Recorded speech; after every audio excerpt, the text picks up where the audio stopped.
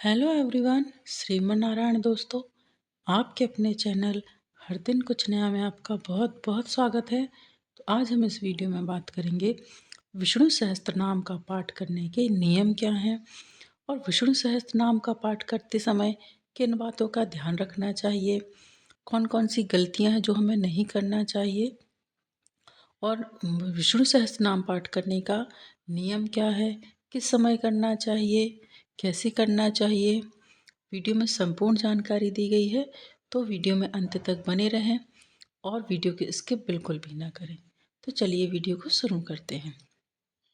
विष्णु सहस्त्र नाम का पाठ करने के लिए आपको सबसे पहले तो आपके पास विष्णु सहस्त्र नाम की एक जो पुस्तक आती है स्रोत की, वो होनी चाहिए। क्योंकि भगवान विष्णु जगत के पालनहार हैं, तो उनके 1000 नामों का पाठ करना अति सुफलदायी माना जाता है। क्योंकि विष्णु सहस्त्र नाम का पाठ करने से धन धान सुख संपदा बनी रहती है। यदि किसी इंसान को संतान प्राप्ति नहीं हो रही है तो वो विष्णु सहस्त्र नाम का पाठ कर सकता है, तो उससे उसको संतान की प्राप्ति अवश्य होगी। और यदि संतान है और उसकी तरफ से कोई सुख प्राप्त नहीं हो रहा है, यानी कि संतान आपकी अच्छी नहीं है, आपकी बात नहीं मानती है, या किसी भी चीज़ की मतलब उसमें कोई खराबी है बच्चे में, तो आप विष्णु सहस्त्रनाम का पाठ कीजिए। आपको संतान पक्ष की ओर से सभी प्रकार का सुख प्राप्त होगा। यदि विवाह में देरी हो रही है, कोई कन्या है या बेटा है या बेटी है, सुयोग वर नहीं मिल रहा है, विवाह तय नहीं हो रहा है कहीं पर, तो आप विष्णु सहस्त्रनाम का पाठ कीजिए। विवाह में होने वाली आने वाली किसी भी प्रकार की बाधा होगी, सभी का समाधान हो जाएगा। ठीक है। दाम्पत्य जीवन में बाधा उत्पन्न हो रही है, तो आप विष्णु जी एवं लक्ष्मी जी की मूर्ति स्थापित करके विष्णु सहस्त्रनाम का पाठ कर सकते हैं। ठीक है। यदि आपका भाग्य उदय नहीं हो रहा है, आपको ऐसा लगता है कि आपका भाग्य खराब है, आप कोई भी काम करते हैं और वो काम बनते बनते रह जाता है, तो आप विष्णु सहस्त्र नाम का पाठ कीजिए। इससे आपके सभी काम हो जाएंगे। या आपको किसी काम में उन्नति प्राप्त नहीं हो रही है, बिजनेस हो, नौकरी हो, किसी भी प्रकार का कोई भी काम हो, तो आप विष्णु सहस्त्रनाम का पाठ करके अपने सभी कामों को पूरा कर सकते हैं।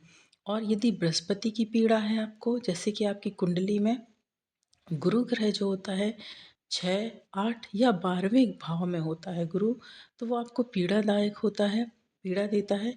तो इन सभी पीड़ाओं से मुक्ति पाने के लिए, गुरु ग्रह को अच्छा करने के लिए आप विष्णु सहस्त्र नाम का पाठ कर सकते हैं। आपके घर में धन धान सुख संपदा जो भी आप चाहते हैं, वैभव ऐश्वर्य, सभी की प्राप्ति आपको विष्णु सहस्त्र नाम के पाठ से होगी। तो जिसको भी ऐसी कोई समस्या है या जो भी किसी की ऐसी कोई इच्छा है प्राप्त करने की, तो विष्णु सहस्त्र नाम का पाठ अवश्य करें। अब हम बात करेंगे कि विष्णु सहस्त्र नाम का पाठ करते समय कौन कौन से कार्य नहीं करने चाहिए। ठीक है। तो सबसे पहले मन अशुद्ध नहीं होना चाहिए। मन और तन दोनों अशुद्ध नहीं होना चाहिए। कि हमारे मन में अशुद्धियां हैं, विचार अच्छी नहीं हैं और हम भगवान का पाठ करेंगे, तो भगवान उस पूजा को स्वीकार नहीं करेंगे। ठीक है ना। तो सबसे पहले शुद्ध मन और शुद्ध तन होना चाहिए, तभी आप कोई भी पूजा पाठ हो करें। ठीक है। फिर मन में बुरे विचारों का ना आना, तब मन में किसी भी प्रकार के कोई बुरे विचार नहीं होना चाहिए, नकारात्मक विचार नहीं होना चाहिए और ना ही बुरे विचार। ठीक है। और विष्णु सहस्त्र नाम का पाठ करते समय जितने दिन का भी आप संकल्प ले रहे हैं और जितने दिन आप विष्णु सहस्त्र नाम का पाठ कर रहे हैं, उतने दिन आपको तामसिक भोजन नहीं करना है। ठीक है। तामसिक भोजन मतलब मांस मदिरा का सेवन करना, इस तरीके का भोजन आप बिल्कुल ना करें। और जब भी आप विष्णु सहस्त्र नाम का पाठ करें, तो काले रंग के वस्त्र और गंदे वस्त्र बिल्कुल भी धारण ना करें। इन बातों का आपको विशेष ध्यान रखना है। ठीक है। अब बात करते हैं कि विष्णु सहस्त्र नाम का पाठ करते समय क्या क्या करना चाहिए। ठीक है। तो सबसे पहले शुद्ध मन और शुद्ध तन होना चाहिए। मतलब कि जब भी विष्णु सहस्त्र नाम का पाठ करें, आपको साफ स्वच्छ होना चाहिए। ठीक है। जैसे यदि आप सुबह कर रहे हैं, क्योंकि सुबह का जो समय होता है, सूर्योदय के तुरंत बाद का जो समय होता है, वो विष्णु सहस्त्र नाम का पाठ करने का सबसे सर्वोत्तम समय माना जाता है। ठीक है। तो आप इस समय में करेंगे तो आप सुबह वैसे भी स्नान ध्यान करके ही करेंगे। तो सबसे पहले उठिए, सूर्योदय से पहले उठिए, नहाइए धोइए, साफ स्वच्छ पीले रंग के वस्त्र धारण कीजिए। ठीक है। फिर आप विष्णु सहस्त्रनाम का पाठ कीजिए।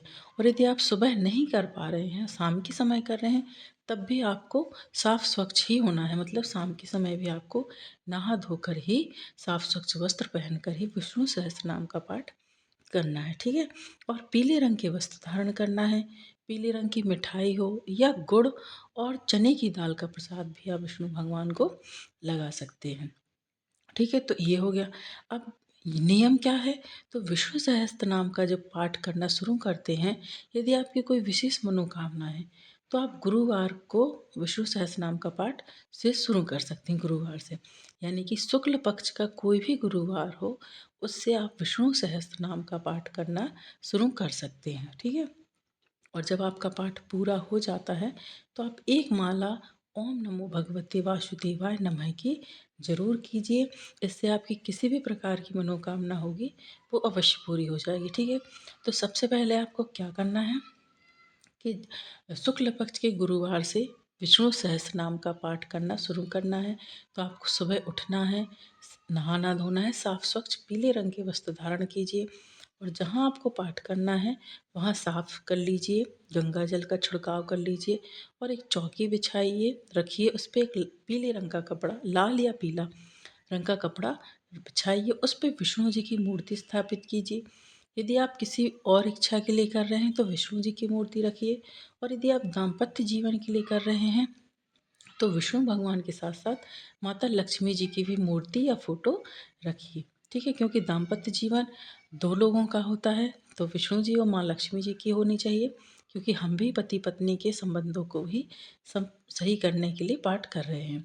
ठीक है। तो ऐसा कीजिए। फिर उसके बाद कलश स्थापना कीजिए, और भगवान को प्रसाद रखिए, गुड़ और चने की दाल का, या पीली मिठाई हो कोई तो हो। ठीक है। जो भी आपकी सामर्थ्य हो, इतना कर लीजिए। फिर आप विष्णु सहस्त्र नाम का पाठ करना शुरू कर दीजिए। बस याद रखना है कि शुद्ध मन होना चाहिए। जब भी आप पाठ करें, मन में कोई गंदे विचार ना आए, कोई नकारात्मक बात ना आए। शुद्ध मन के साथ विष्णु सहस्त्र नाम का पाठ कीजिए। भगवान आपकी सभी मनोकामनाएं पूर्ण करेंगे। ठीक है। इतना करने के बाद आपको एक माला करनी है ओम नमो भगवते वासुदेवाय नमः की। ठीक है। इतना कर लीजिए। और यदि आप रोज करते हैं तो बहुत ही अच्छी बात है, क्योंकि जब भी कोई हम पूजा पाठ का संकल्प लेते हैं तो उसमें गैप नहीं होना चाहिए। तो आप 21 दिन का संकल्प ले लें या 41 दिन का, जितने दिन का भी आप संकल्प लेना चाहते हैं, 21 दिन का या 41 दिन का।